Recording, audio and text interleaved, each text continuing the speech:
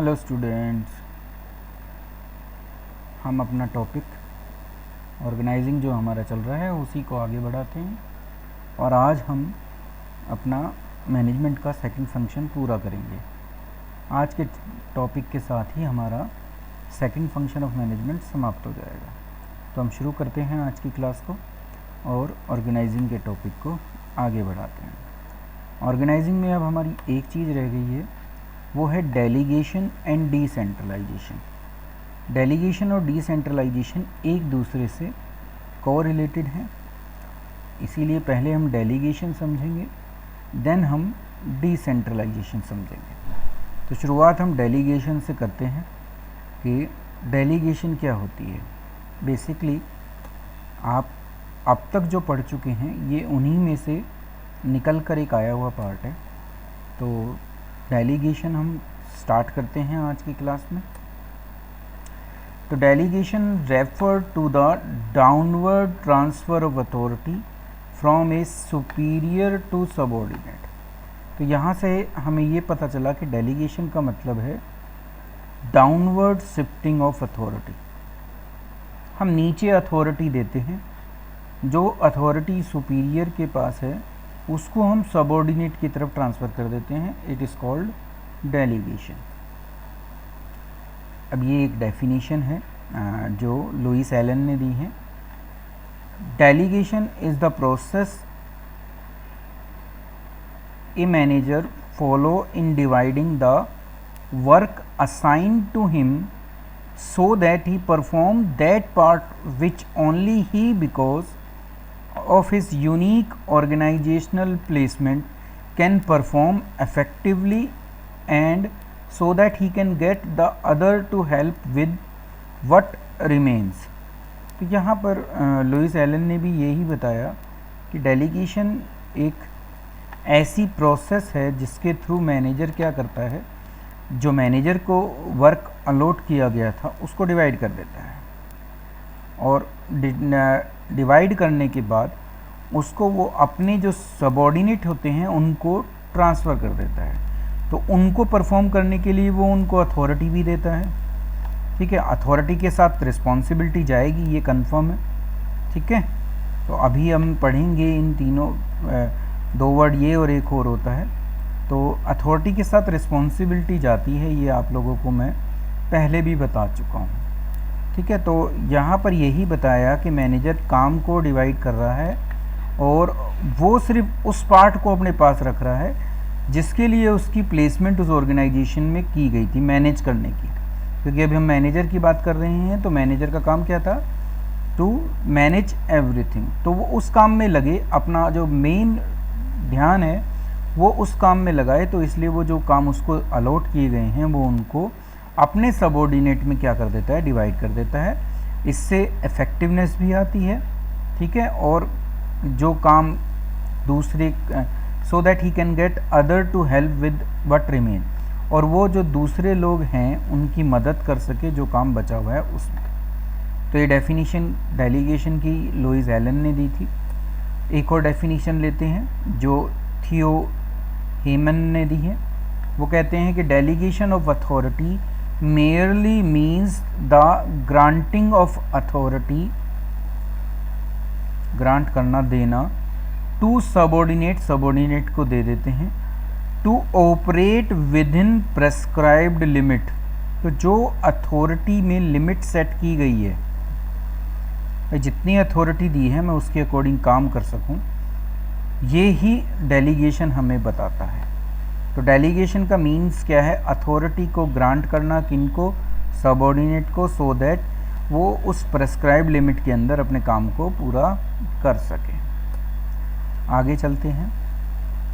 Authority is a prerequisite to the efficient functioning of the organisation. Authority जो delegation है वो एक pre requisite है अगर हम ऑर्गेनाइजेशन को एफिशिएंटली और इफ़ेक्टिवली चलाना चाहते हैं। क्यों?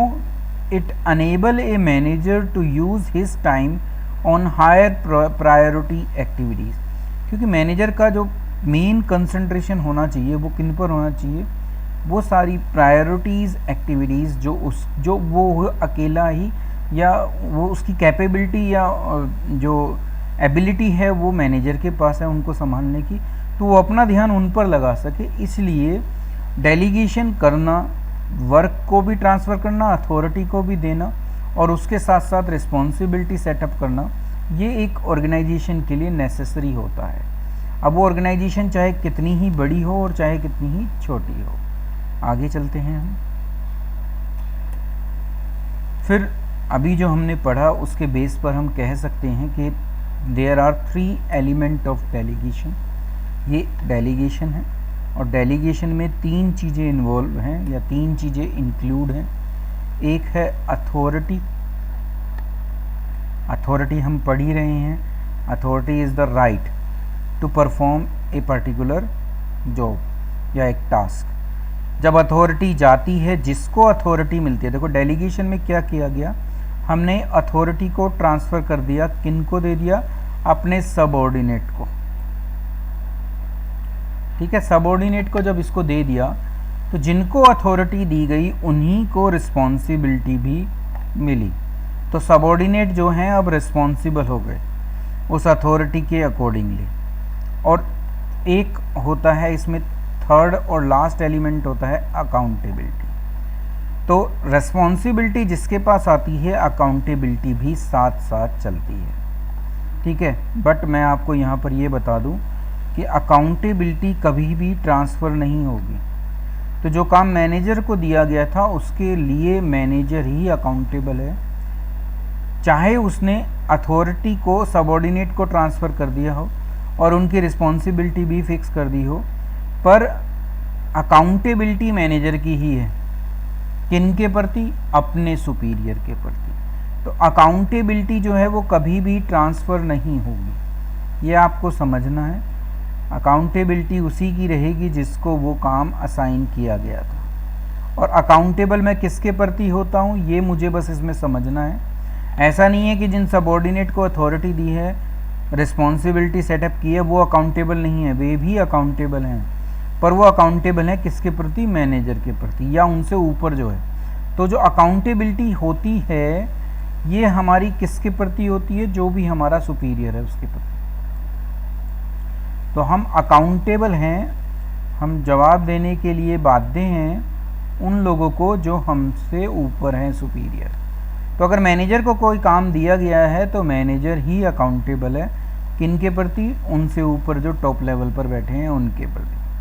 अगर मैनेजर ने सबऑर्डिनेट को ट्रांसफ़र कर दिया अथॉरिटी और उसके अकॉर्डिंगली रिस्पॉन्सिबिलिटी, तो अब वो सबऑर्डिनेट रिस्पॉन्सिबल है किसके प्रति? मैनेजर के प्रति। तो अकाउंटेबिलिटी होती है, सबकी होती है, पर सिर्फ अपने से ऊपर वाले सुपीरियर के प्रति होती है। रियलिटी में यही रहता है कि काम कितना ही नीचे ट्रांसफ़र कर दूं, जिसको वो शुरू में अलॉट हुआ था वो अपने से ऊपर वाले को के प्रति अकाउंटेबल है। ठीक है, इसीलिए मैंने कहा कि मैनेजर चाहे कहीं ट्रांसफ़र कर दे, पर अल्टीमेटली जो रिस्पॉन्सिबिलिटी, अकाउंटेबिलिटी थी वो किसकी थी? मैनेजर की। मैनेजर अपने से नीचे वालों से ज़रूर पूछेगा, मैनेजर के प्रति वो लोग अकाउंटेबल हैं। ठीक है, पर मैनेजर किनके लिए अकाउंटेबल है? जो उनसे ऊपर बैठे हैं। तो अकाउंटेबिलिटी को आपको इस तरीके से समझना है कि अकाउंटेबिलिटी कभी ट्रांसफ़र नहीं होती और अकाउंटेबिलिटी होती है अपने सुपीरियर के लिए। ठीक है, तो ये 3 एलिमेंट्स हैं हमारे, अथॉरिटी, रिस्पॉन्सिबिलिटी, अकाउंटेबिलिटी। जिसको अथॉरिटी दी जाती है साथ ही साथ उतनी ही रिस्पॉन्सिबिलिटी उसे दी जाती है, और उस रिस्पॉन्सिबिलिटी को पूरा करने के लिए अगर वो उनको नहीं कर पाता तो वो अकाउंटेबल भी उन्हीं के लिए है, अपने सुपीरियर। तो ये 3 एलिमेंट ऑफ डेलीगेशन है। एक एक करके हम इन तीनों को पढ़ते हैं। सबसे पहले हमारा अथॉरिटी आता है। तो आप लोगों को मैं बता ही चुका हूँ कि authority refer to the right, ये एक ऐसी पावर है, एक ऐसा अधिकार है जो एक इंडिविजुअल को दिया जाता है सो दैट वो कमांड का मतलब ऑर्डर चला सके, मतलब कि वो काम को पूरा करवा सके। किसके ऊपर कमांड करना है उसको? जो उसके नीचे सबऑर्डिनेट्स हैं। तो अथॉरिटी एक ऐसी राइट है जो इंडिविजुअल को दी गई है सो दैट वो अपने सबऑर्डिनेट के ऊपर कमांड कर सके और उसके अकॉर्डिंगली एक्शन ले सके। जो भी स्कोप, ये आपको याद रखना है, ये वर्ड बहुत इंपॉर्टेंट है, जो उस अथॉरिटी के अंदर स्कोप उसको दी गई है उसके अकॉर्डिंग। ठीक है। फिर पढ़ते हैं कि authority also refer to the right to take decision. देखो सिर्फ ये नहीं है कि मुझे अपने जो मेरे सबॉर्डिनेट है सिर्फ मुझे उनके ऊपर कमांड लेनी है, देनी है उनको, यही अथॉरिटी है, नहीं, उसको डिसीजन भी लेने हैं।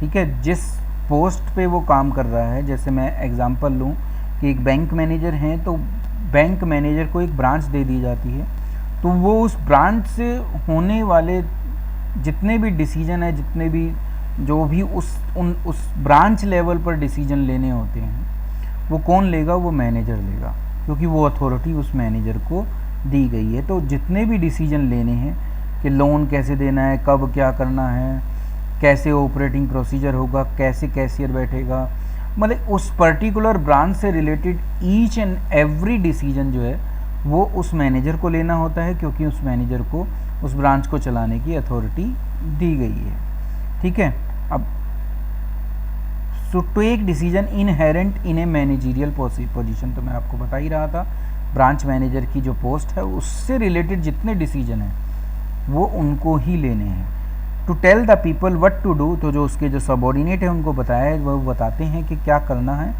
और expect them to do it, और ये माना जाता है कि वो उसको पूरा करेंगे।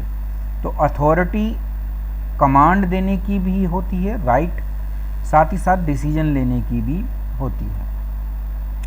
अथॉरिटी चलती कैसे है ये आपको समझना है, इसका फ्लो, क्योंकि फ्लो बहुत इम्पोर्टेंट है। अथॉरिटी हमेशा टॉप टू बॉटम चलती है।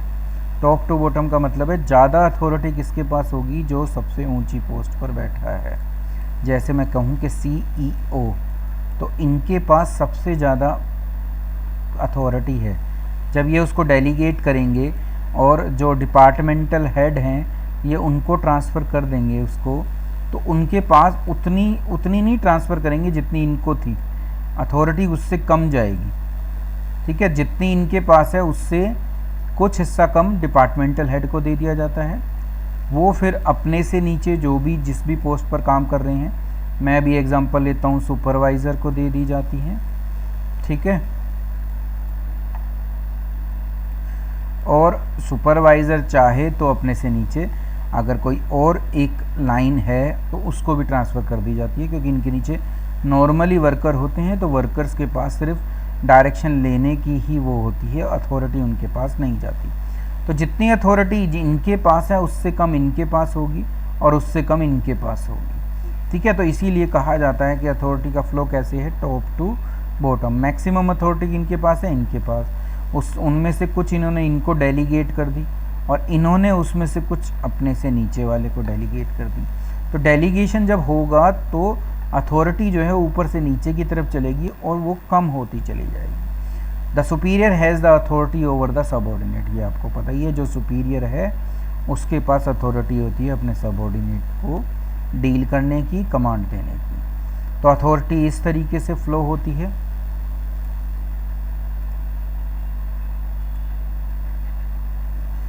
चलते हैं अब आगे।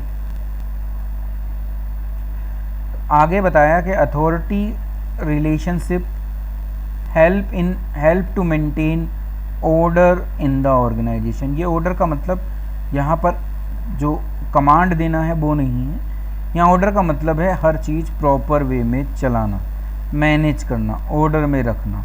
तो आपने पढ़ा था प्रिंसिपल ऑफ फ्यूल था ऑर्डर का, तो उस ऑर्डर का मतलब ये था कि जो चीज़ जहाँ मिलनी चाहिए वो वहाँ मिले, चाहे वो ह्यूमन बीइंग हो और चाहे वो वस्तुएं हों।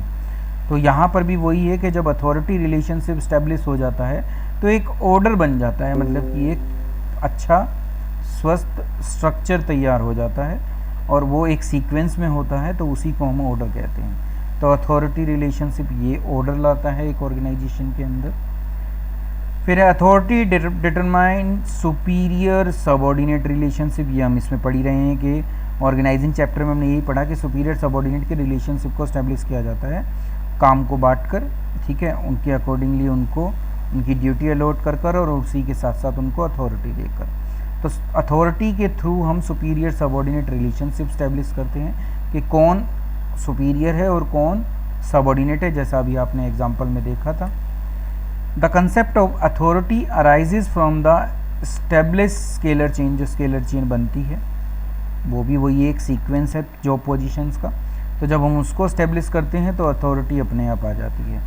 विच link the various job position and level of an organisation, जहाँ पर इन दोनों को लिंक करने का काम स्केलर चेन के थ्रू होता है और उसी के थ्रू अथॉरिटी भी अराइज होती है, क्योंकि अथॉरिटी हायर पोस्ट पर ज़्यादा होती है, लोअर पोस्ट पर कम होती चली जाती है। ठीक है, तो ये था अथॉरिटी। नेक्स्ट पर चलते हैं। नेक्स्ट हमारा रिस्पॉन्सिबिलिटी है। तो आपने पढ़ा ही था कि जहाँ अथॉरिटी जाएगी वहाँ पर रिस्पॉन्सिबिलिटी भी जाएगी। तो किसी भी काम करने का अगर मुझे अधिकार मिला है तो उसको पूरा करना मेरी रिस्पॉन्सिबिलिटी है, मेरा उत्तरदायित्व है। तो रिस्पॉन्सिबिलिटी इज़ द ऑब्लिगेशन, जो मैं आपको अभी बता रहा था कि वो एक मेरी ऑब्लिगेशन है of a subordinate to properly perform the assigned duty. जो भी काम मुझे दिया गया है मुझे उसको प्रॉपर वे में पूरा करना ही मेरा उत्तरदायित्व या मेरी ऑब्लिगेशन है। रिस्पॉन्सिबिलिटी कैसे जाती है, जैसे अभी आपने देखा था कि जो अथॉरिटी थी तो वो डाउनवर्ड जा रही थी, ये कहाँ जाती है, अपवर्ड। ठीक है, तो subordinate will always be responsible to his superior. तो जैसे अगर उसी को आप बनाओ यहाँ पर, तो CEO सबसे ऊपर था हमारा, उनके नीचे हमारा जो है डिपार्टमेंटल हेड था,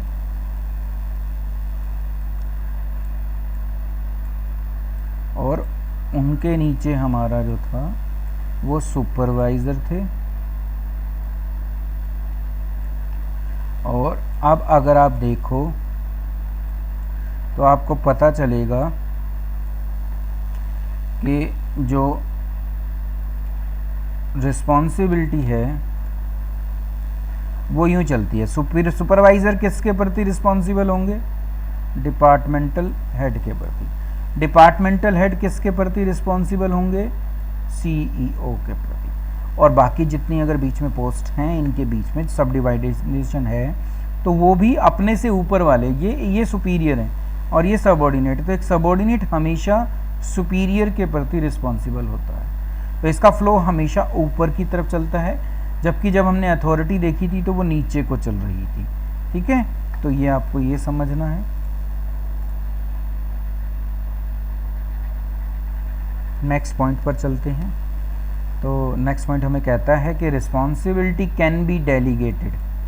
तो ये आपने देखा ही था कि रिस्पॉन्सिबिलिटी को डेलीगेट किया जा सकता है सबऑर्डिनेट को, बट कभी भी पूरी नहीं दी जाती।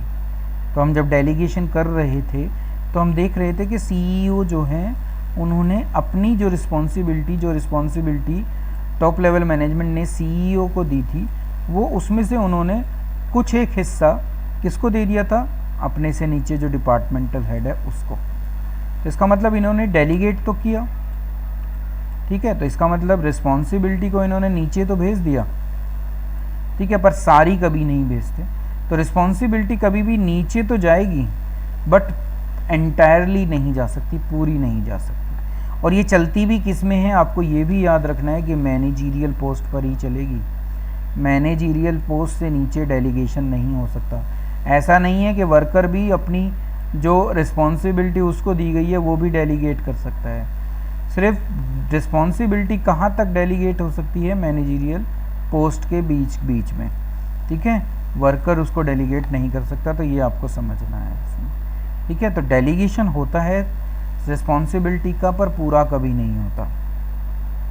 और लास्ट है responsibility arises due to the delegation of authority. तो देखा आपने कि रिस्पॉन्सिबिलिटी आई क्यों मेरे पास, क्योंकि मेरे पास अथॉरिटी आई। अगर मेरे पास अथॉरिटी आएगी तो रिस्पॉन्सिबिलिटी मेरे पास आएगी ही आएगी। तो रिस्पॉन्सिबिलिटी का आने का कारण क्या है, डेलीगेशन ऑफ अथॉरिटी। अब थर्ड जो एलिमेंट है वो बहुत इम्पोर्टेंट है, उसी में ज़्यादा कन्फ्यूज़न होती है, तो आप इसको ज़रूर ढंग से समझना। अकाउंटेबिलिटी। अकाउंटेबिलिटी का मतलब जवाबदेही। कौन जवाबदेह है, तो जिसके पास उस काम को करने की रिस्पॉन्सिबिलिटी आई थी, उसके लिए उसको अथॉरिटी मिली थी, जिनसे वो मिली थी वो उसके प्रति अकाउंटेबल है। तो accountability implying being answerable for final outcome. जो भी रिजल्ट आया मैं उसके प्रति आंसरेबल हूँ। किसको हूँ, ये समझना है बस। आंसरेबल किसको हूँ मैं, ये आपको समझना है कि जो भी मेरा सुपीरियर है, अब चाहे वो मैनेजर की पोस्ट पर है तो मैनेजर से जो ऊपर है वो उनके प्रति क्या है, अकाउंटेबल है। और अगर कोई डिपार्टमेंटल हेड है तो वो सीईओ या मैनेजर के प्रति अकाउंटेबल है। और अगर सुपरवाइज़र है तो वो किसके प्रति अकाउंटेबल है, जो उनसे ऊपर डिपार्टमेंटल हेड बैठे हैं। और वर्कर किसके प्रति अकाउंटेबल हैं, सुपरवाइज़र के। तो सब की अकाउंटेबिलिटी फिक्स है, जिसको रिस्पॉन्सिबिलिटी दी जाती है उसकी अकाउंटेबिलिटी बनती ही बनती है, पर वो किसके प्रति होती है, अपने सुपीरियर के प्रति। A subordinate will be accountable to superior, ये मैं आपको बता ही दे रहा हूँ, अगर वो सेटिस्फैक्ट्री परफॉर्मेंस ऑफ वर्क नहीं हो पाती तो। Delegation of authority undoubtedly empower an employee to act for his superior, but the superior would still be accountable for the outcome। देखो डेलीगेशन करके हमने एक डिपार्टमेंटल हेड को अथॉरिटी दे दी तो वो सुपीरियर के लिए काम कर रहा है, मतलब कि वो एज जो सीईओ है उसके अकॉर्डिंगली काम कर रहा है।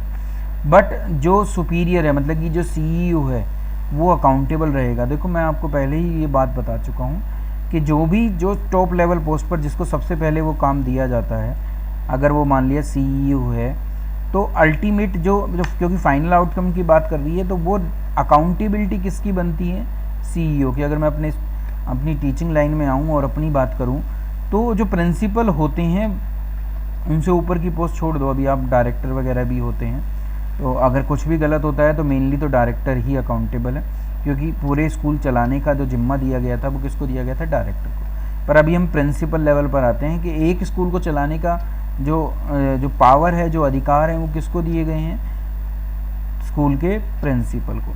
तो जो वो स्कूल के प्रिंसिपल हैं, अगर स्कूल में कुछ भी होता है, और कुछ भी का मतलब पॉजिटिव होगा, तो ऑब्वियसली है उनकी क्या होगी, तारीफ ही होगी। बट अगर वो उनके अगेंस्ट जाता है, मतलब कि कुछ ऐसा होता है जो सही नहीं है, तो अकाउंटेबिलिटी किसकी है, प्रिंसिपल की। हो सकता है वो काम किसी एक टीचर ने किया हो, क्लास टीचर ने किया हो, क्लास 4 ने किया हो, वो एक अलग मैटर हो सकता है, पर रिस्पॉन्सिबिलिटी या अकाउंटेबिलिटी किसकी बनती है, प्रिंसिपल की। तो बेशक डेलीगेशन जब अथॉरिटी की तो उसने पावर दे दी उस एम्प्लॉय को, सबऑर्डिनेट को, कि वो सुपीरियर के लिए काम कर सके, मतलब कि वो अपने से नीचे वालों से उस काम को करा सके, ये कमांड उसको मिल गई है। बट जो वो सुपीरियर है, मतलब कि जो प्रिंसिपल है या सीईओ है, वो फिर भी अकाउंटेबल रहेंगे, ये बात आपको समझना है यहाँ पे। पर ये किसके अकाउंटेबल होंगे, जो इनसे ऊपर वाली पोस्ट है। सीईओ किसके प्रति अकाउंटेबल है, इनसे ऊपर वालों के। ठीक है, तो ये आपको समझना है। A subordinate will be expected to explain the consequences, तो वो फिर बताने पड़ेंगे कि क्या कारण रहे जिसकी वजह से या तो वो एक्शन सही नहीं हुआ या वो छूट गया, छोड़ दिया गया।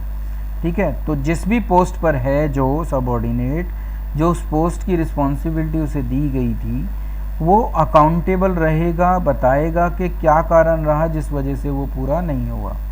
तो अगर स्कूल में कुछ गलत होता है तो प्रिंसिपल से पूछी जाएगी सुपीरियर के द्वारा कि रिपोर्ट बताएं, तो वो कारण बताएंगे क्या रहेंगे। प्रिंसिपल अपने से नीचे वाले जिस सबऑर्डिनेट को, जिसको उन्होंने वो काम दिया था, वो उनसे पूछेंगे, तो वो उनको सबमिट करेंगे। अगर उन्होंने भी उसको नीचे ट्रांसफ़र कर रखा है क्लास 4 या किसी और लेवल पर, तो वो अकाउंटेबल हैं उस व्यक्ति के प्रति। जैसे क्लास टीचर ने काम दे दिया क्लास 4 को कि आपको क्लास की सफाई करनी है, और क्लास 4 ने वो सफाई नहीं की, तो क्लास 4 अकाउंटेबल है टीचर के प्रति, क्लास टीचर के प्रति। क्लास टीचर अकाउंटेबल है प्रिंसिपल के प्रति, और प्रिंसिपल अकाउंटेबल है जो भी उससे अथॉरिटी ऊपर है उसके प्रति। ठीक है, तो जो भी होता है वो कॉन्सिक्वेंसेस बताने होते हैं। अकाउंटेबिलिटी कहाँ से आती है, जब रिस्पॉन्सिबिलिटी मिलती है तो अकाउंटेबिलिटी आ जाती है।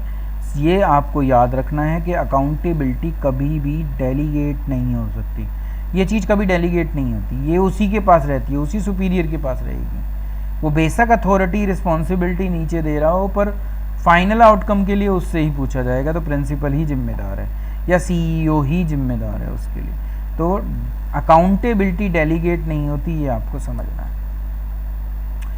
इसका जो फ्लो होता है, अकाउंटेबिलिटी का भी जो फ्लो होता है, जैसा रिस्पॉन्सिबिलिटी का था उसी तरीके से होता है सबऑर्डिनेट टू सुपीरियर। तो अकाउंटेबिलिटी हमारे से ऊपर वाले के प्रति होती है हमारी, तो इसका फ्लो भी जो है इसी तरीके से चलता है। तीनों एलिमेंट पढ़ लिए, अब हम डेलीगेशन पढ़ लेते हैं।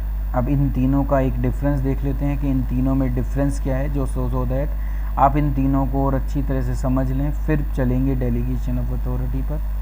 तो एक बेसिस है, ये तीनों चीज़ें लिखी हुई हैं। तो शुरुआत बेसिस मीनिंग से आता है। तो ये क्या है, राइट है कमांड की।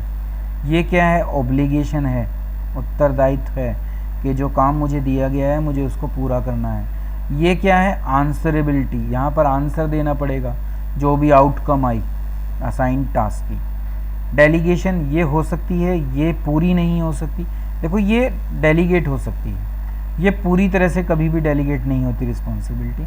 और ये तो डेलीगेशन हो ही नहीं सकता, इसका हो ही नहीं सकता, ये पूरी नहीं हो सकती और ये डेलीगेट की जा सकती है। ओरिजिन है, कहाँ से निकल के आती है, तो ये फॉर्मल पोजीशन की वजह से आती है, जो स्केलर चेन बनती है उसके थ्रू आती है। ये कहाँ से आती है, जो डेलीगेशन अथॉरिटी का मुझे मिला उसकी वजह से आती है। और ये कहाँ से आती है, ये इसकी वजह से आती है, रिस्पॉन्सिबिलिटी की वजह से। तो जो उत्तरदायित्व मुझे दिया जाता है उसकी वजह से ही अकाउंटेबिलिटी आती है। फ्लो कैसे होता है, तो आपने पढ़ा था, इसका फ्लो जो है सॉरी इसका फ्लो जो है वो डाउनवर्ड होता है, मतलब कि सुपीरियर टू सबऑर्डिनेट होता है। इनका फ्लो जो है वो अपवर्ड होता है, सबऑर्डिनेट टू सुपीरियर होता है। इसका फ्लो भी अपवर्ड है, सुपीरियर सबऑर्डिनेट टू सुपीरियर। तो ये इनके बीच में बेसिक डिफरेंस था, सो दैट आप इसको ईजीली समझ पाएँ। अब हम डेलीगेशन ऑफ अथॉरिटी पर चलते हैं। पढ़ चुके हैं अभी तक हमने कि अथॉरिटी को डेलीगेट किया जाता है, तो वर्ड डेलीगेशन था जो हम पढ़ रहे थे। उस किसका होता है डेलीगेशन, अथॉरिटी का। वैसे रिस्पॉन्सिबिलिटी भी डेलीगेटेड होती है, पर अभी हम अथॉरिटी की बात कर रहे हैं। तो डेलीगेशन ऑफ अथॉरिटी का मीनिंग क्या है, it has to be taken into consideration that when an employee is given a responsibility for a job, he must also be given the degree of authority necessary to carry it out. देखो जब किसी को कोई काम दिया जाता है, responsibility दी जाती है, तो उस रिस्पॉन्सिबिलिटी को पूरा करने के लिए उसको अथॉरिटी देनी चाहिए, डेलीगेशन ऑफ अथॉरिटी होना चाहिए। पर कितना होना चाहिए, जस्टिफिकेबल, मतलब कि उस काम को, उस रिस्पॉन्सिबिलिटी को पूरा करने के इक्विवेलेंट उसको अथॉरिटी दी जानी चाहिए। If authority granted is more than the responsibility, अगर किसी को रिस्पॉन्सिबिलिटी तो हम कम दे रहे हैं और अथॉरिटी ज़्यादा दे दी, ठीक है, तो वो लीड करेगा उस अथॉरिटी को मिसयूज़ करने की। तो कोई भी व्यक्ति है, जब किसी को ज़्यादा हम दे देते हैं अधिकार, तो वो उसका मिसयूज़ ही करता है। तो ज़्यादा नहीं देनी। साथ ही साथ अगर रिस्पॉन्सिबिलिटी असाइन जो की गई है वो अगर ज़्यादा है अथॉरिटी से, तो वो फिर पूरा नहीं कर पाएगा, वो उसको पूरा करने में इफ़ेक्टिवली या इफ़ेक्टिवनेस नहीं ला सकता। तो रिस्पॉन्सिबिलिटी अगर ज़्यादा है और अथॉरिटी कम है तो भी काम पूरा नहीं हो पाएगा। इसीलिए बोला गया है कि अथॉरिटी को जस्टिफिकेबल वे में रिस्पॉन्सिबिलिटी के इक्विवेलेंट ट्रांसफ़र करना चाहिए। तो कंक्लूज़न ये कहती है कि it can be stated that while authority is delegated, ठीक है, अथॉरिटी तो डेलीगेट होती है, रिस्पॉन्सिबिलिटी को माना जाता है और अकाउंटेबिलिटी को इम्पोज किया जाता है थ्रू रिस्पॉन्सिबिलिटी, ठीक है। तो अथॉरिटी डेलीगेट होती है, रिस्पॉन्सिबिलिटी एज्यूम की जाती है और अकाउंटेबिलिटी इम्पोज की जाती है।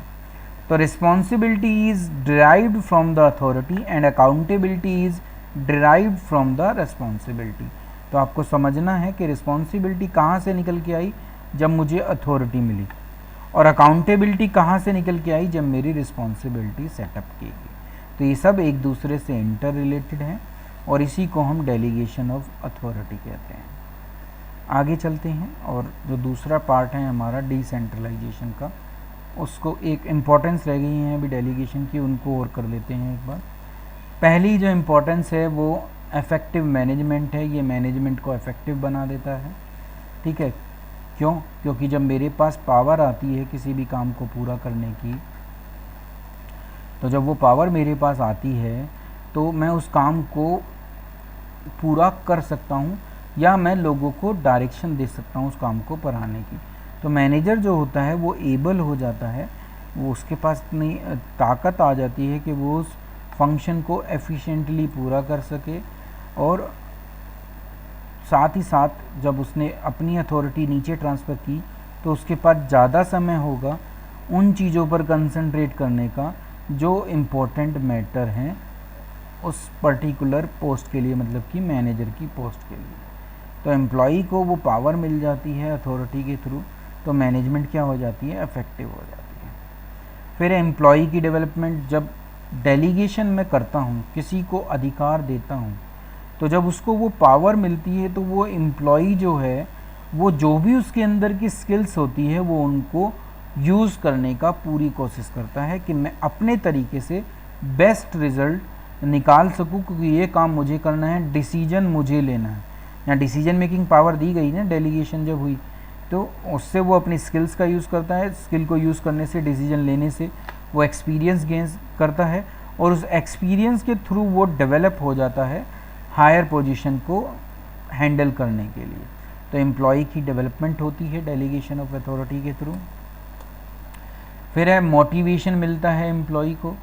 अभी आपने देखा कि वो मोटिवेट होते ही हैं, वो ट्रस्ट बिल्ड करते हैं। किसके बीच में ट्रस्ट आती है, क्योंकि सुपीरियर ने वो काम दिया उन्हें, ठीक है। तो सुपीरियर और सबॉर्डिनेट के बीच में ट्रस्ट बनी, बिल्ट हुई। कैसे, जो असाइनमेंट ऑफ टास्क किया गया, तो उनके रिलेशन अच्छे हुए। फिर जब मैं उस काम को करता हूँ तो मेरी सेल्फ इस्टीम जागृत होती है, उसको मैं अचीव करता हूँ, क्योंकि मेरे पास डिसीजन मेकिंग पावर आ जाती है। वो काम करने की रिस्पॉन्सिबिलिटी मुझे दी गई है, मैं डिसीजन खुद ले सकता हूँ, ठीक है। तो उससे क्या होगी, मेरी सेल्फ एस्टीम पूरी होगी। तो रिस्पॉन्सिबिलिटी के थ्रू एक एम्प्लॉई अपनी सेल्फ एस्टीम को भी प्राप्त करता है, ठीक है। फिर क्या है, वो एम्प्लॉई का कॉन्फिडेंस लेवल बढ़ता है, क्योंकि वो एक कमांड करने की पोजीशन में होता है, डिसीजन लेने की पोजीशन में होता है, तो उसका कॉन्फिडेंस एक सिचुएशन को हैंडल करने में डेवलप होता है, और इस कॉन्फिडेंस के थ्रू ही उसकी परफॉर्मेंस भी इम्प्रूव होती है, उसकी स्किल भी एनहेंस होती है। तो मोटिवेटेड हो गए एम्प्लॉय। फिर आया कि ग्रोथ को बढ़ाने में भी डेलीगेशन ऑफ अथॉरिटी का रोल है। Delegation help in expansion of an organisation by providing a ready workforce to take up the leading position in new venture. तो देखो, आपने जब उनको पावर दी, उन्होंने सेल्फ डिसीजन लेने लगे, वो प्रॉब्लम को खुद सॉल्व करने लगे, तो आपने एक ऐसी वर्कफोर्स तैयार कर ली जो लीड करने को तैयार है। अगर कोई भी नया वेंचर या नया काम उस ऑर्गेनाइजेशन में शुरू होता है, तो जब भी वो नया काम शुरू होगा तो आपको पता ही है कि क्या होगी, बिजनेस की उससे ग्रोथ होगी। तो हम कह सकते हैं कि डेलीगेशन के थ्रू हमने ऐसी वर्कफोर्स तैयार कर ली जो क्या करेगी, लीडिंग पोजीशन लेकर ग्रोथ करेगी हमारे जो बिजनेस है उसका। नेक्स्ट आता है बेसिस ऑफ मैनेजमेंट हियरार्की। तो ये आपको पता ही है कि डेलीगेशन के थ्रू वो स्केलर चेन डेवलप हो जाती है, authority superior subordinate relationship establish हो जाते हैं। तो डेलीगेशन ऑफ अथॉरिटी क्या करती है, सुपीरियर सबॉर्डिनेट रिलेशनशिप स्टेब्लिश करती है, जिसके थ्रू वो हियरार्की बनती है। तो वही क्या होता है, हियरार्की का बेस होता है। The extent of delegated authority also decide the power that each job position enjoy in an organization। तो आपको पता ही है कि जब हम डेलीगेशन करते हैं तो वो पावर पूरी तरह से डेलीगेट नहीं होती, कुछ पावर तो किसके पास रह जाएगी, हायर पोस्ट के पास। तो किस पोस्ट की के पास क्या पावर है, उसकी क्या कमांडिंग पोजीशन है, वो भी हम डेलीगेशन ऑफ अथॉरिटी के थ्रू डिसाइड कर पाते हैं। नेक्स्ट और लास्ट जो इम्पोर्टेंस है वो है कोऑर्डिनेशन सुधर जाता है। तो बिजनेस में डेलीगेशन के थ्रू हम कोऑर्डिनेशन को भी सुधारते हैं।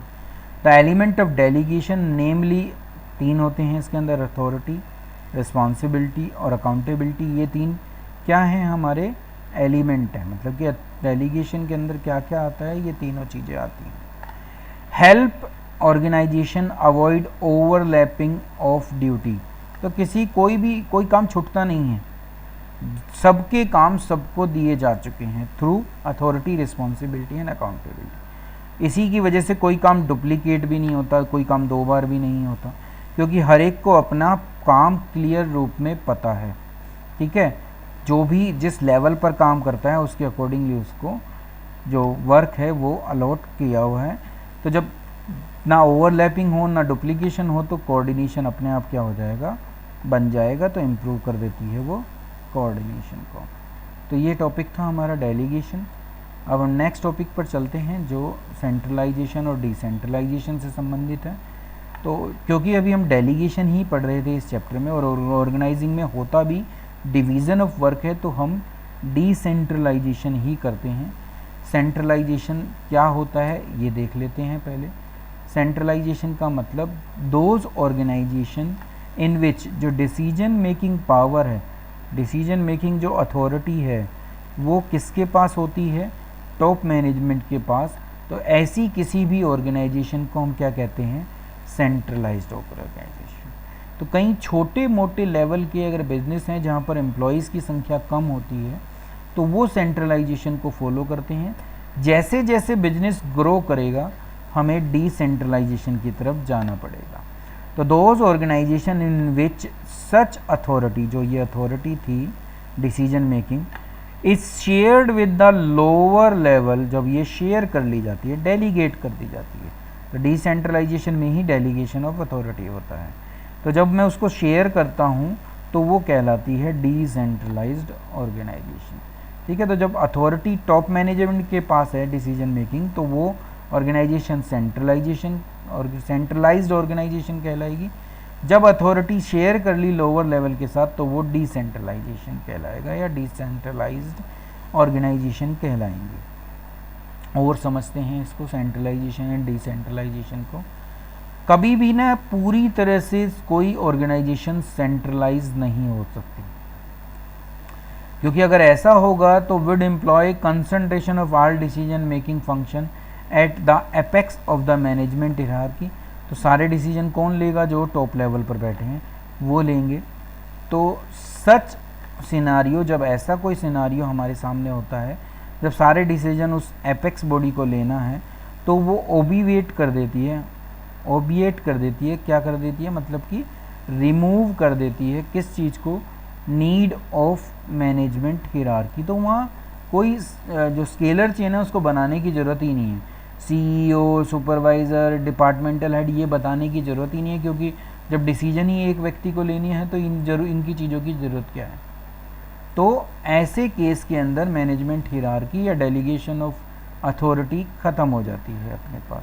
जैसे कभी भी सेंट्रलाइजेशन नहीं होता किसी भी ऑर्गेनाइजेशन में, चाहे वो कितनी ही छोटी क्यों ना हो। ऐसे ही कभी भी पूरी तरह से डिसेंट्रलाइज भी नहीं होगा। ऐसा भी नहीं है कि सब कुछ ही नीचे पहुंचा दें, तो ऐसा भी कभी नहीं होगा। Would imply that delegation of all decision making function to the lower level. सारे डिसीजन मेकिंग फंक्शन अगर आप नीचे वाले लेवल को भेज दोगे हायरार्की में तो वो भी प्रॉब्लम क्रिएट करेगा। तो वो क्या ओबिएट करता है, this would obviate the need of higher managerial position. तो फिर ऊपर वाले लोगों की ज़रूरत क्या है, सब लोअर लेवल पे ही काम जब होने हैं तो हायर अथॉरिटी की ज़रूरत ही क्या रह जाती है फिर, तो फिर हायर अथॉरिटी की कोई ज़रूरत ही नहीं है।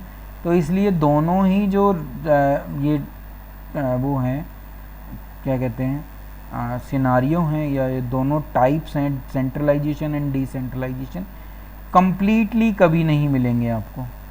ठीक है, तो ये दोनों ही अनरियलिस्टिक हैं, ये दोनों रियल नहीं हैं। ठीक है, तो क्या होना चाहिए, an organisation can never be completely centralise and never be completely decentralise. As it grow, जैसे जैसे साइज बढ़ता है, साइज बढ़े, कॉम्प्लेक्सिटी बढ़े, तो हमें क्या करना होता है, डिसेंट्रलाइजेशन की तरफ चलना ही पड़ता है। तो जैसे जैसे मैं ग्रो करूँगा अपने बिजनेस को, मुझे डिसेंट्रलाइजेशन को और ज़्यादा वास्ट वे में, बड़े वे में फॉलो करना ही पड़ेगा। ठीक है, अब आते हैं हम इम्पोर्टेंस ऑफ डिसेंट्रलाइजेशन कि जो ये डेलीगेशन ऑफ अथॉरिटी का काम हुआ, काम को बांटने का काम हुआ, इसके क्या फ़ायदे हैं। तो पहला ये है कि डेलीगेशन वाले ही ज़्यादातर फ़ायदे यहाँ पर भी मिलेंगे आपको। ये भी क्या कर रहा है, इनिशिएटिव ला रहा है सबऑर्डिनेट में। सबऑर्डिनेट अपने आप डिसीजन ले पा रहे हैं ना, तो इसलिए वो इनिशिएटिव लेने की जो एक क्वालिटी है वो डेवलप करते हैं। तो decentralisation help to promote self reliance, मैं अपने आप, क्योंकि मुझे डिसीजन खुद लेने हैं, तो मैं सेल्फ रिलायंस को डेवलप करता हूँ एक एम्प्लॉई के अंदर। उसके अंदर कॉन्फिडेंस को डेवलप करता हूँ, क्योंकि वो किसी भी प्रॉब्लम की सॉल्यूशन अब अपने लेवल पर निकालने की कोशिश कर रहे हैं, तो उससे उनके अंदर सेल्फ रिलायंस एंड कॉन्फिडेंस बढ़ता है, तो इनिशिएटिव लेने की पावर उनके पास आती है। दूसरा है कि उनके अंदर का जो मैनेजर वाला टैलेंट है, मैनेजीरियल चीज़ों को मैनेज करने का टैलेंट है, वो भी डेवलप हो जाता है। तो decentralise give them a chance to prove their ability, उनके अंदर जो भी योग्यता है उनको प्रूव करने का पूरा मौका उनको मिलता है। और फिर ऐसा एक पूल बन जाता है क्वालिफाइड मैन पावर का, जो कभी भी भविष्य में चैलेंजिंग पोजीशन को, हायर पोजीशन को लेने को तैयार होती हैं। ठीक है, नेक्स्ट पर चलते हैं। डिसीजन मेकिंग की स्पीड बढ़ती है, जितना ज़्यादा डिसेंट्रलाइजेशन होगा तो डिसीजन मेकिंग पावर किसके पास है, उस लेवल पर जहाँ पर वो काम होना है। तो जब जिस जगह पर वो काम होना है वहाँ पर डिसीजन मेकिंग पावर होगी, तो डिसीजन क्या होंगे, उसकी स्पीड बढ़ेगी। सेंट्रलाइजेशन में क्या होता है, डिसीजन मेकिंग पावर तो टॉप लेवल के पास है, तो मैं काम को कैसे पूरा करूँ, क्योंकि मुझे तो फिर अप्रूवल लेना पड़ेगा। तो यहाँ पर तो किसी अप्रूवल की ज़रूरत नहीं है, तो जब मुझे अप्रूवल किसी से लेना नहीं है तो मैं अपने आप ही क्या करूँगा, काम को जल्दी पूरा कर दूँगा। फिर है जो टॉप लेवल मैनेजमेंट होता है उसको थोड़ा रिलीफ मिलता है, वो सिर्फ उन्हीं कामों को देखता है जो ज़्यादा इम्पोर्टेंट होते हैं या जिनका उस पोस्ट के लिए ज़्यादा इम्पोर्टेंस होती है। तो इम्पोर्टेंट टॉप लेवल मैनेजमेंट को रिलीफ मिल जाती है। Decentralisation leave the top management with more time which they can devote to the important policy decision. तो फिर वो सारा टाइम अपना किस पर लगा सकते हैं, इम्पोर्टेंट पॉलिसी डिसीजन लेने पर, ना कि सारे काम खुद देखने पर। ऑपरेशनल लेवल के काम भी वो खुद देखें, तो उससे तो अच्छा है कि वो उनको दे दे जो उस ऑपरेशन लेवल पर काम कर रहे हैं। नेक्स्ट, ग्रोथ बढ़ती है, ये आपने देखा था डिसेंट्रलाइजेशन के थ्रू, तो यहाँ पर भी वही है। As decision making authorities transfer to the lower level of management, this allow them to function in a manner best suited to their department and foster a sense of competition. देखो जिस level पर वो post के according जब मैं उसको authority देता हूँ, तो वो कोशिश करता है कि उस अथॉरिटी से वो सबसे अच्छा काम करे, और अगर जो भी डिपार्टमेंट उस ऑर्गेनाइजेशन के अंदर है वो चाहता है कि मैं सबसे अच्छे डिपार्टमेंट के रूप में उभर कर सामने आऊँ। तो डेलीगेशन जब की जाती है, अथॉरिटी दी जाती है, तो कंपटीशन इंक्रीज़ होता है, क्योंकि सबको हायर पोस्ट चाहिए, प्रमोशन चाहिए। तो वो क्या होगा, उनके बीच में जो एम्प्लॉयज़ हैं उनके बीच में हेल्थी कंपटीशन, ना कि नेगेटिव कंपटीशन डेवलप होता है। उससे प्रोडक्टिविटी बढ़ती है और ऑर्गेनाइजेशन की रिटर्न बढ़ती है, और अल्टीमेटली ऑर्गेनाइजेशन की ग्रोथ होती है, क्योंकि लोगों की ने मोस्ट इफ़ेक्टिव वे में काम को पूरा किया। कंट्रोलिंग अच्छी हो जाती है इसके थ्रू, क्योंकि अकाउंटेबिलिटी सेट की जा रही है। ठीक है, तो decentralisation make it possible to evaluate performance at each level. Evaluation हो रहा है अकाउंटेबिलिटी के through. The department can be individually held accountable.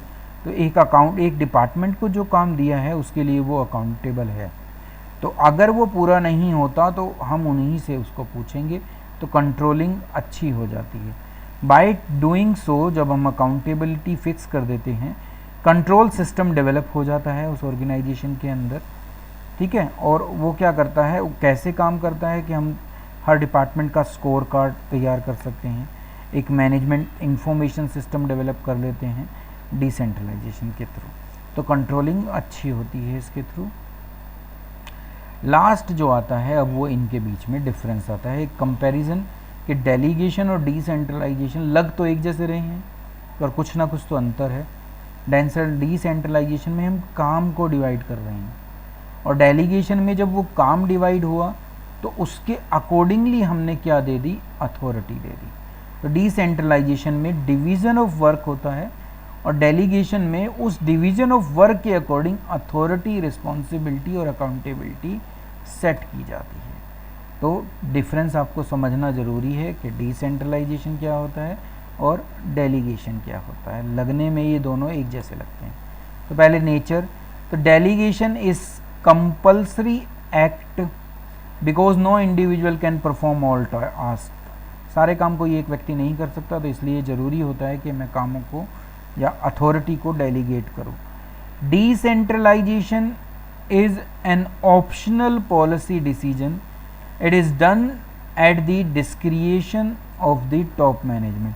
मतलब कि ज़रूरी नहीं है, मैं काम सेंट्रलाइजेशन वे में भी कर सकता हूँ, ठीक है, पर इसके लिए कहीं ज़रूरी नहीं है कि मैं उस काम को डेफिनेटली जोड़ूंगा, ये तो करना पड़ता है।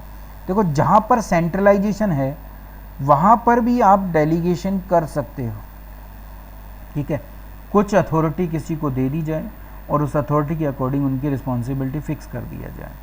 तो डेलीगेशन जो काम है वो सेंट्रलाइजेशन में भी हो सकता है, पर डिसेंट्रलाइजेशन जो है इसीलिए इसको कंपलसरी कहा गया है और डिसेंट्रलाइजेशन को ऑप्शनल कहा गया है कि ये किसके ऊपर डिपेंड करता है, टॉप लेवल के ऊपर। Next, freedom of action, more control by superior. Superior का कंट्रोलिंग अच्छा हो जाता है क्योंकि उसको फ्रीडम मिल जाती है अपने डिसीजन लेने की। यहाँ पर कंट्रोल कम हो जाता है क्योंकि जब काम बांटा, अथॉरिटी दे दी, तो वो कंट्रोल जो था वो कम हो जाता है। डिसीजन मेकिंग पावर ही हमने अपने से नीचे लेवल वाले को दे दी। तो टॉप मैनेजमेंट का वैसे कंट्रोल है, अकाउंटेबिलिटी फिक्स है, बट उस काम को अब वो अकेला अपने आप देख रहा है। तो जब वो अकेला अपने आप देखेगा तो मेरे कंट्रोल से डिसीजन मेकिंग उसके पास आ गई ना, तो इसलिए वो मेरा कंट्रोल उस पर पूरा नहीं रहता। यहाँ पर रहता है जब मैं डेलीगेशन करता हूँ अथॉरिटी का, क्योंकि फिर मैं अपने डिसीजन खुद ले सकता हूँ। Next, status, it is a process followed to share task. ये काम बांटने की प्रोसेस है, टास्क को डिवाइड करने की, और ये है it is the result of the policy decision of the top management. ये कब बन के आती है, जब टॉप मैनेजमेंट ये डिसाइड करती है कि हमें अपने डिपार्टमेंट को, अपनी ऑर्गेनाइजेशन को छोटे छोटे भागों में बांटना है, ठीक है। और ये क्या होता है, यहाँ पर सिर्फ कामों को बांटा जाता है। तो यहाँ डिसेंट्रलाइजेशन में काम ना बांटकर कामों को, मतलब जो विभागों को डिवाइड किया जाता है। यहाँ पर क्या होता है, छोटे छोटे कामों को दूसरे लोगों को दिया जाता है। स्कोप, इसकी स्कोप नैरो है as it is limited to the superior subordinate, क्योंकि यहाँ पर एक ही चीज़ देखी आपने डेलीगेशन में कि सुपीरियर सबऑर्डिनेट रिलेशनशिप स्टैब्लिश हो जाती है, तो वहीं तक सीमित है। यहाँ पर स्कोप ज़्यादा है डिसेंट्रलाइजेशन में। As it imply extension of delegation, ये इसका भी एक अलग अगला रूप है जिससे लोअर लेवल मैनेजमेंट को एक अलग अधिकार दे दिए जाते हैं, काम को पूरा करने का एक अलग लेवल बनाया जाता है। पर्पस क्या होता है, इसका पर्पस होता है कि बर्डन को कम किया जाए मैनेजर का, और इसका पर्पस होता है कि जो सबऑर्डिनेट हैं उसके रोल को एनहेंस किया जाए, उसकी जो योग्यता है अपने आप को हायर पोस्ट के लिए डेवलप करने की, वो विकसित की जा सके, इसका काम ये होता है। तो ये पर्पज़ ये होता है। तो आपको बेसिकली ये समझना है कि डिसेंट्रलाइजेशन का मतलब जो होता है वो ये होता है कि जब हम अपनी ऑर्गेनाइजेशन को किसी एक जगह से ना चलाएं, उसको छोटे छोटे भागों में डिवाइड कर दें। तो यहाँ एक तरीके से डिपार्टमेंटल काम को, मतलब कि विभागों के अनुसार काम को बांट दिया जाता है, और जितना काम बांटा जाता है उसके अकॉर्डिंगली उसको अथॉरिटी, मतलब डेलीगेशन भी दी जाती है उसके साथ साथ। और डेलीगेशन में सिर्फ क्या जा रहा है, पावर जा रही है, अथॉरिटी जा रही है, ठीक है। कंट्रोल वहीं पर रहता है, अकाउंटेबिलिटी वहीं पर ही रहती है। यहाँ अकाउंटेबिलिटी उस पर्टिकुलर डिपार्टमेंट की बना दी जाती है, ठीक है। तो ये दोनों में डिफरेंस है। डिसेंट्रलाइजेशन के अंदर डेलीगेशन आता है, ठीक है। तो मेरे हिसाब से आप इसको समझ गए होंगे, डेलीगेशन को भी और डिसेंट्रलाइजेशन को भी, तो अब आप इसको ईजिली हैंडल कर लेंगे। तो आज की वीडियो में बस इतना ही। नेक्स्ट वीडियो के साथ, नए चैप्टर के साथ जो स्टाफिंग का है, हम आपके सामने या मैं आपके सामने दोबारा उपस्थित हूँगा। इतने आप